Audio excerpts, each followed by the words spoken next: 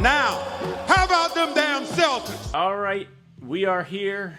Jack is in the Cape today. He's got some stuff going on, so I have the privilege of being joined with Hardwood Houdini and Forbes's at Bobby Kravitsky. You can find him on Twitter there. He's doing tons of great stuff about the Celtics, about the league for Forbes. Bobby, I brought you on today. Just a quick hitter, not the privilege of a full pod. You posted it. You inspired me today. Kristaps Porzingis shared a photo of him suited up in the team photo with the Latvian national team for Eurobasket this summer.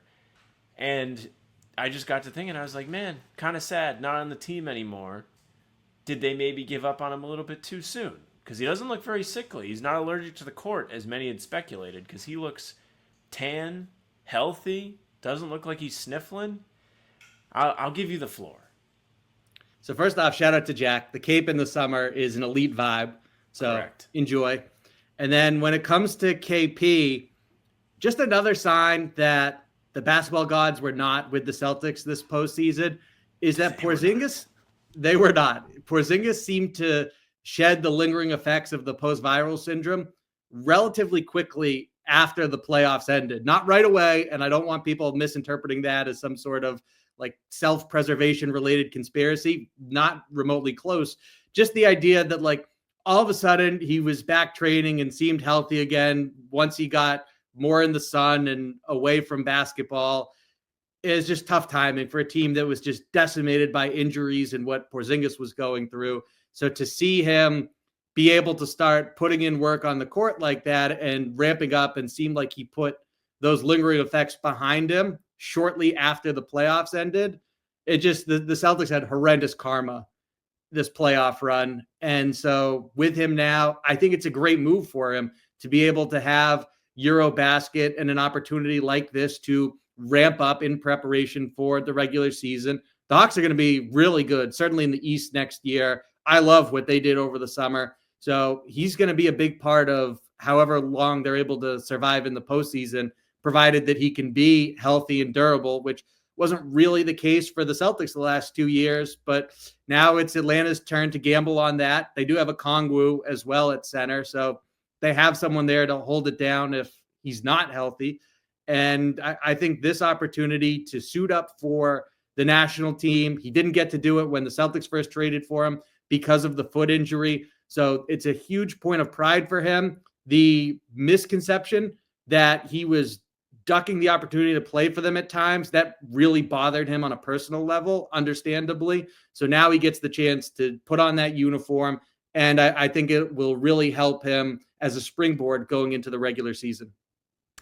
Yeah, I'm with you. I love Atlanta this year. I just think they made a lot of good moves in the offseason, getting Porzingis, getting Nickeil Alexander-Walker, having an extra year under their belt with guys like Dyson Daniels, Jalen Johnson, Risha Shea, the last number one pick before this draft, before Cooper Flagg, had a strong start to the season.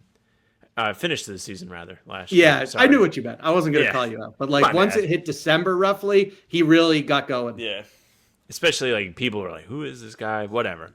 Trae Young probably has the best team around him that he's ever had, specifically to cover up his weaknesses. And with Porzingis, hopefully as a healthy person, healthy center for them to protect the rim, it should move the needle, move the ceiling a little bit higher for him.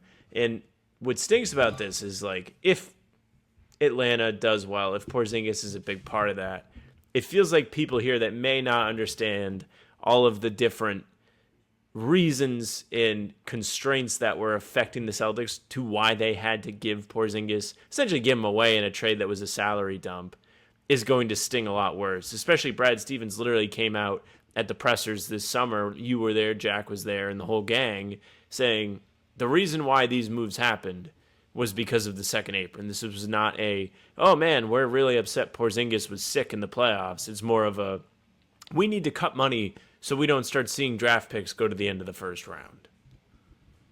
Yeah, you wrote about it at the start of the offseason that the consequences of being over the second apron for multiple years, like really you can do it twice, 2 years in a row, and that's probably going to be it for all. Like there'll be rare outliers, I suppose, where a team is 3 years, but that's going to be few and far between. And so with the Celtics, with Jason Tatum out, they have to reset. I believe changes were coming anyways because of spending the last 2 years over and because of the way that they performed in the playoffs against the Knicks, where it looked like with a healthy Tatum, they were still going to be down 3-1. And again, we talked about the injuries to start this. It's not like the Celtics were 100%, but most teams aren't by the time the second round of the playoffs is underway. So I think changes were coming, but the reality is the second apron has driven them into they have to get underneath it and they have to make cost-cutting moves, especially with Tatum's injury. That's what steers towards, hey, maybe this is a good time to get under the luxury tax and start to reset the repeater tax by being under for 2 years in a row. So we'll see if they ultimately achieve that or not. But Kristaps Porzingis, as you brought up, Brad Stevens mentioned for anyone who couldn't just read between the lines, that this was a salary-driven, a second apron-driven move here where they didn't want to move on from him and Drew Holiday, but they really had no choice here. And credit the Celtics, not only did they handle business early, getting both deals done before the draft, but also, especially before the Drew Holiday injury, it changed the return. They were able to get draft capital back. And these really weren't deals where, remember, there was speculation. Do they have to attach a first-round pick to one of these contracts, presumably Holiday's? So I thought the Celtics did pretty good work given the constraints they were dealing with. Yeah, I agree. I think we were so worried on this show. We were like, what if they have to give up picks? And it was like, well, that kind of defeats the purpose of what they're trying to do. Because if they give up picks, that's one less avenue for them to bring in somebody who doesn't make $20+ million a season and put a serious hold on what they can do with their money. Just looking at Porzingis, I'm on the Basketball Reference right now. Would you like to guess, Bobby, how many times Porzingis, you might know the answer to this actually, how many times he's played 60+ games and how many times he's played 50+ games in his career out of 9 seasons? I do love trivia. I'm going to guess 60. I'm going to say 3 times. 50. I'm going to say 5. Twice for 60. Played 65 with Washington the year before he got traded to Celtics. Played 66 for the Knicks in 2016. So he only hit that once with the Knicks. Correct. Wow. Then, I'm sorry, 3 times. First season, rookie year, 72 let's games. go. Yeah, I moved the goalpost on Bobby. I just wanted to be wrong. And then for 50 games, you have those 3 plus 1, 2, 3 seasons. So he's done it. So 6. 6. He's played 9 seasons, missed the entire 18-19 season. Otherwise, he would be going into his... No, he is going into his 10th season.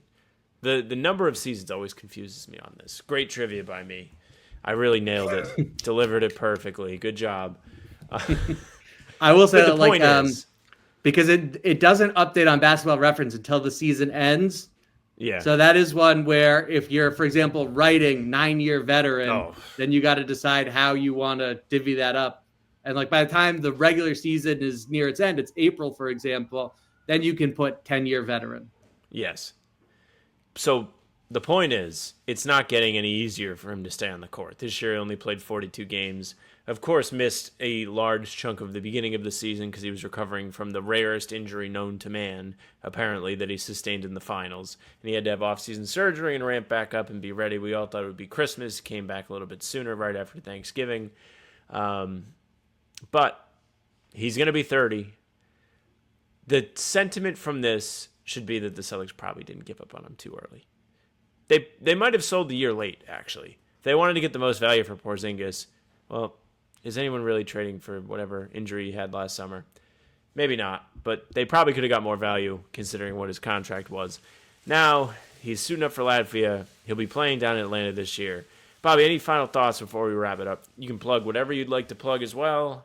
Big thanks to you for joining the show today. Big time man off the bench. Always happy to come in off the bench and fill in or join the two of you for the full pod. So yeah, you can find me at Bobby Kravitsky, as it's spelled out right there on the screen, over on Twitter or Blue Sky. And then you can find my work over at Hardwood Houdini as well as Forbes, bunch of exclusives from Summer League, including with Ugo Gonzalez and Amari Williams from over in Las Vegas. Talked to Mark Pope as well, among some other people. close to both of them. So go check out that work over there at Forbes and Hardwood Houdini. Appreciate everyone's support. We'll always support you here, Bobby. You're one of the great friends of this show.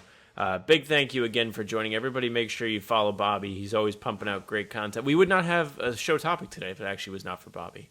That was the source of my inspiration for the Porzingis piece. Always happy to create content, especially for the pod. Oh, we're honored.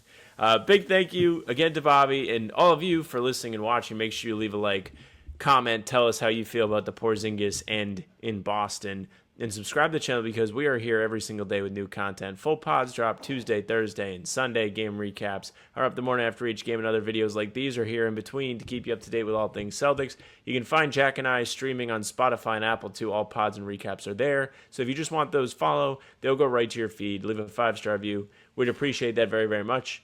You can email us, hbtcpod@gmail.com. This is your time. If you have an email, August, September, the worst months of the basketball year, hbtcpod, whatever you got, send it in. You can find us on socials at How About Them C's for Twitter, Instagram, and TikTok. Facebook's the name of the podcast. All streams are there. They're on YouTube. They're on Twitter. Bobby's Twitter's at Bobby Kravitsky. Mine's at Sam LaFrance NBA. That's it for us. Bye. Taco, come on. Taco's having some fun here.